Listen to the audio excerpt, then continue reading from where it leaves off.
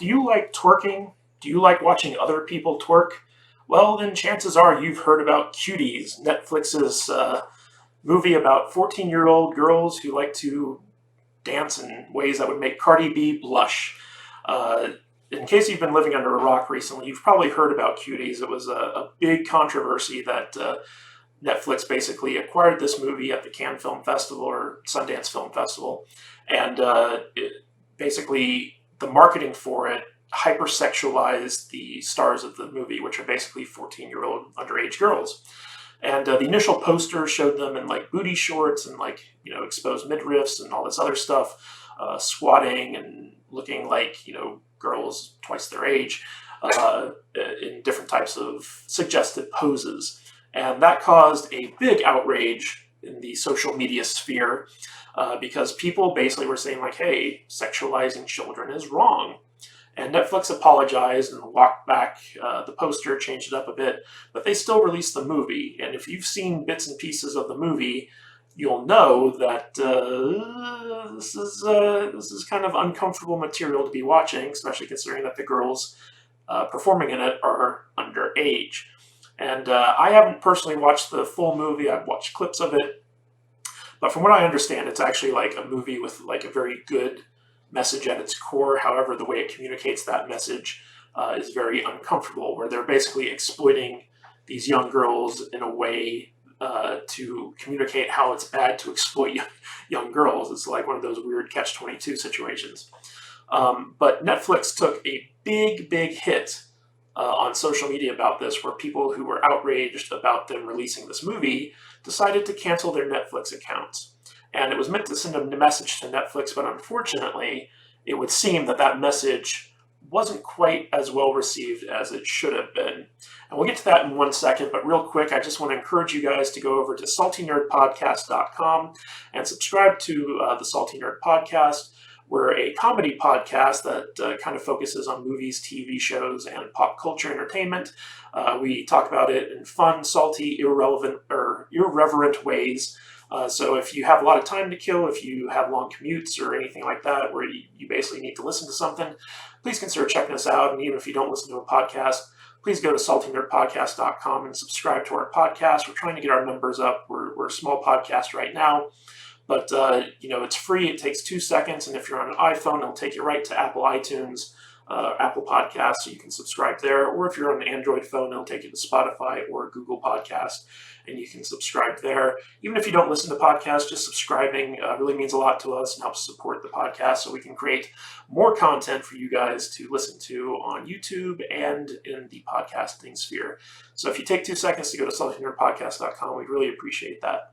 All right, now getting back to this. So basically, the Cuties controversy hurt Netflix in the short term, but not quite as much as you would think, and not quite as much as I'm sure the people who are outraged by this wanted it to. Netflix is kind of like the Teflon Don when it comes to people canceling their subscriptions. And this article in Variety really illustrates that Netflix got like a little bit of a slap on the wrist, but in the long term, they're probably not going to sweat having released Cuties too much. In fact, they've come out and defended their purchase and exhibition of it. These numbers are going to kind of show you why they probably decided to do that as opposed to backpedaling. The firestorm over controversial Netflix film Cuties, which led to a huge spike in U.S. customer cancellations following its debut earlier this month, burned out after a few days, according to new data. Cuties tells the story of an 11-year-old Senegalese girl living in Paris who struggles to find her identity, torn between her family's Muslim traditions and her peer group's attempts to emulate the sexualized persona of women as portrayed in Western culture and on social media. The film includes scenes of the protagonist, Amy, performing highly sexualized dance routines with the Cuties dance crew, and shows the underage characters in other adult situations. And, predictably, a backlash ensued. That caused the hashtag #CancelNetflix to trend on Twitter, following its September 9th release worldwide on the streaming service. But while there was a temporary escalation in cancellations, the Netflix churn rate in the US died down within a week after all the social media uproar, according to research firm 7Park Data. Now, if you guys have watched some of my previous videos on some of these streaming services, you might be familiar with 7Park Data. They're the ones who they get data on who's watching what on what streaming platform. So they're on Disney Plus, they're on Hulu, they're on Netflix, they're on Amazon Prime, and basically they're a industry level analytics firm. So basically, if a movie studio wants to know how well their stuff is doing on a certain streaming platform, they subscribe to 7Park Data and they get access to 7Park Data's analytics. And 7Park Data, they were the ones behind the number of viewers that Mulan got on the Disney streaming services that Yahoo Finance kind of picked up and ran with and all that stuff. So they're a pretty reputable firm in terms of like the media using their numbers to kind of determine how well or how not well a streaming service is doing. So the data indicates that the overall impact on the streamer subscriber base has not been material.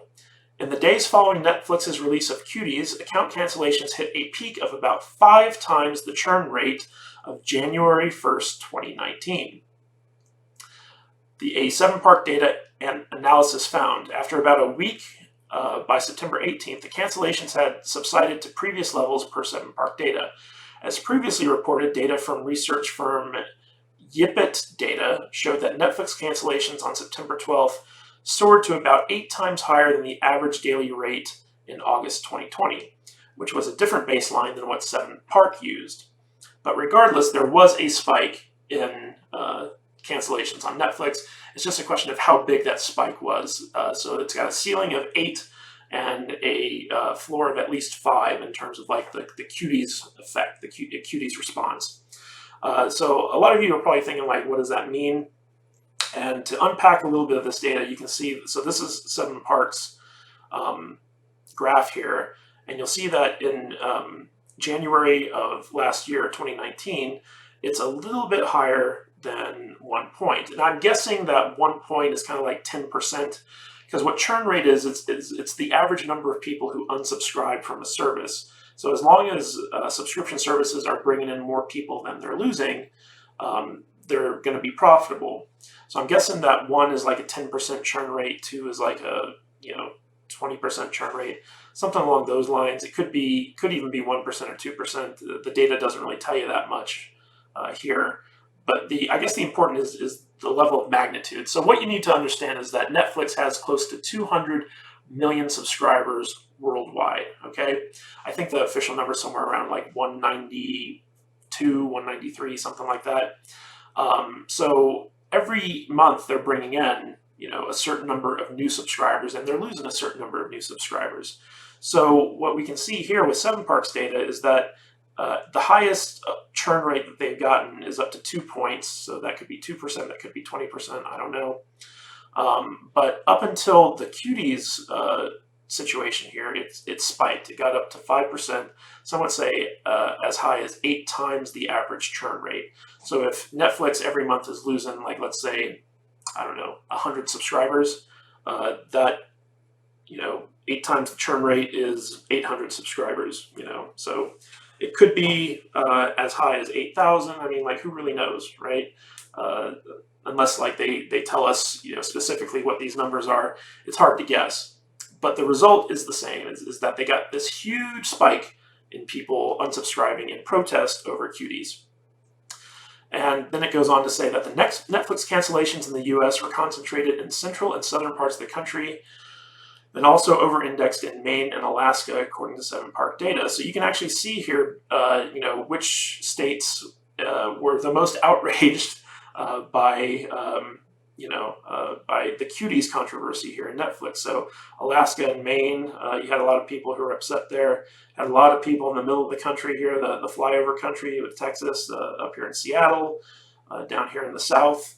It was a big deal. But in the Northeast and the Southeast and on the West Coast, people just didn't seem to care. And in fact, it looked like they actually gained subscribers in those states. So, it was definitely a reaction, and it was from a particular part of the country that seemed to be most susceptible to it. But overall, Basically, Netflix saw this big spike, and then like it almost immediately went back down to normal. Now, if that had been sustained, if they had been losing 5 to 8 times their subscriber base for months on end, then they'd be like, okay, something's wrong here. But I think that they looked at it as like an initial aberration, and because of that, they weren't too worried about defending their stance and going forward with their strategy of acquiring films and releasing them. So, for those of you out there who are hoping to send Netflix a message by canceling your account, they don't care. That message was not received. So you have two choices right now. You can either continue to stay unsubscribed from Netflix and just choose to spend your money elsewhere, or you can just kind of go back to them in defeat and be like, well, okay, I sent them a message and now it's time to get back to normal. But the fact of the matter is Netflix is going to be doing business as usual. They're not going to be taking down Cuties. They're going to be defending the movie, and that's their stance. And until they actually get really hurt financially by their support of this movie, they're just going to move on. So, out of 190 million subscribers, maybe, let's say on the high end, they lost 1 million subscribers. Right, that's like nothing to Netflix. So they have FU money, basically. They can just tell you guys to go F off with your moral outrage and continue to do what they're doing, which is sad, but at the same time, that's how the game is played. That's how the cookies crumbled. So the question is, are you going to stick to your morals and remain unsubscribed to Netflix, or are you going to come back and say, I don't like what you're doing, but I like, some of this other stuff, so I'm going to resubscribe.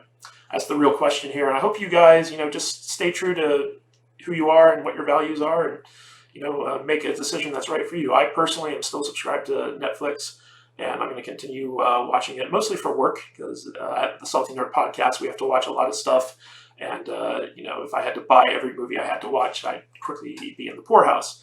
So services like Netflix are really good for me. And speaking of the Salty Nerd Podcast, if you guys, one more time, if you want to help support this channel and support the podcast and what we're doing, please go to saltynerdpodcast.com and subscribe to our podcast. Even if you don't listen to podcasts, or if you got long commutes where you spend long periods in the car or the bus or the train or taking a flight somewhere, and you want something to listen to that's entertaining and also educational, you can check out Salty Nerd Podcast, where we talk about movies, TV shows, and all that good stuff. Just go to saltynerdpodcast.com and subscribe. Really helps us out. And also subscribe to the channel. All right, guys, what do you think of this? Were you outraged by Cuties? Did you cancel your Netflix account? And what do you think could actually send Netflix a message? Let me know in the comments. And as always, this is Matthew Kadish. I will catch you all next time.